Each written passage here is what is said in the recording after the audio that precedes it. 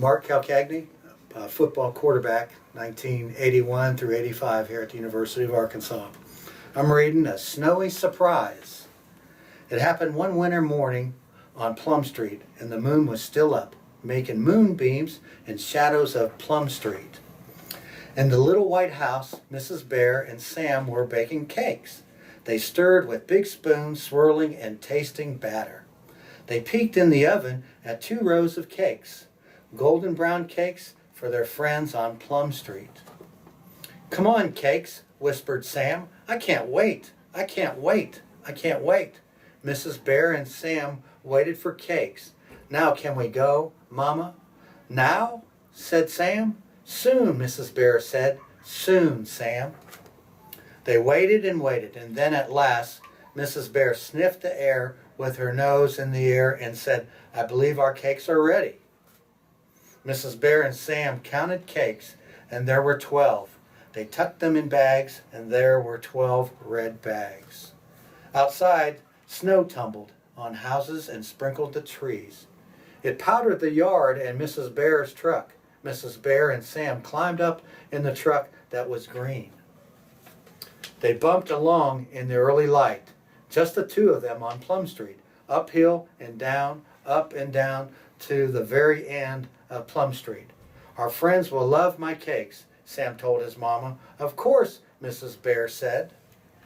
Mrs. Bear pulled up close to the first sleepy house. "Here we are, Sam. I will wait here and you take the cake." "I'll go by myself," whispered Sam. "Go, go, go." Mrs. Bear put her arm around Sam. "You can do it, Sam." And off he went, all by himself in new snow, all by himself, waving a red bag and waving to Mrs. Bear, all by himself, taking a cake to their friends. Sam left the red bag at the door. The sign on the bag said, "A tasty surprise." Then he ran back to the truck where his mama was waiting. "I did it," said Sam. "Of course," Mrs. Bear said. Mrs. Bear and Sam bumped along, just the 2 of them, uphill and down, up and down. At each sleepy house, Mrs. Bear stopped the truck. She put her arm around Sam. "Here I go," whispered Sam. "Go, go, go," Mrs. Bear said.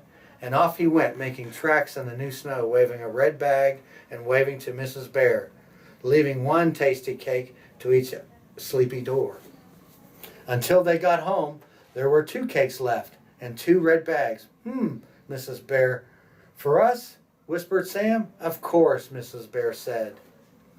Mrs. Bear and Sam held hands on the path to the little white house, and the sun was just sunning up the little white house. "Hello, house," said Sam, and they went inside, kicking snow off their boots. Mrs. Bear poured cocoa in cups, and they wiggled their toes in their fat socks, enjoying their cakes with cocoa. As their bellies filled up, they took turns telling stories about a bear called Sam who takes cakes all by himself to his friends, and they all love his cakes so much. And what's happening one winter morning on Plum Street? For Sam remembered the day that he walked in the deep snow on Broadway. The end.